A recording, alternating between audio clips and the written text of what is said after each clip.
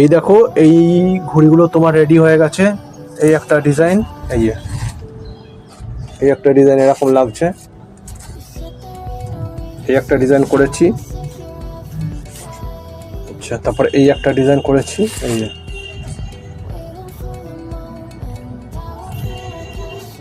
তারপরে এই একটা ডিজাইন করেছি। দেখো,